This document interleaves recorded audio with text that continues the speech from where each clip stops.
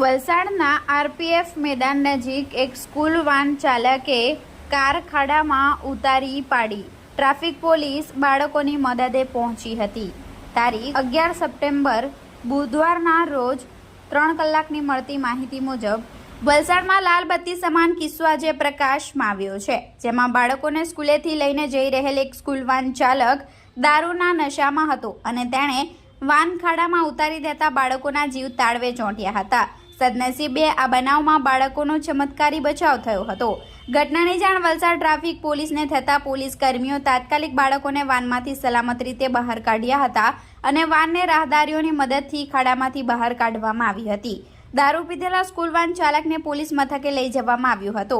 સમગ્ર ઘટના અંગે સ્થળ પરથી મળતી વધુ વિગતો મુજબ વલસાડની એક ખાનગી સ્કૂલના બાળકો આજે બપોરે સ્કૂલમાંથી છૂટ્યા બાદ school van Eco car number GJ15CL4306માં પોતાના ઘરે આવી રહ્યા હતા. જે દરમિયાન ઇકો કાર ચાલક દારૂના નશામાં હોવાથી બાળકો ભરેલી વાન ઓવરબ્રિજ નજીક રસ્તાના ખાડામાં ઉતારી દેતા બાળકોની મદદ માટે બૂમો પાડવા લાગ્યા હતા.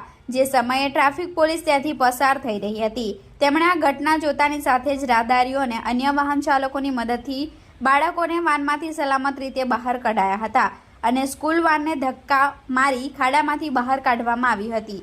વાન ચાલકને પોલીસ મથકે લઈ જવામાં આવ્યો હતો. આ ઘટનાને લઈ બાળકોની સલામતી સામે પણ મોટો પ્રશ્ન ઉઠી રહ્યો છે અને આવા પીધડ વાન ચાલક વિરુદ્ધ કડકમાં કડક કાર્યવાહી થાય તેવી પણ માંગ ઉઠવા પામી છે.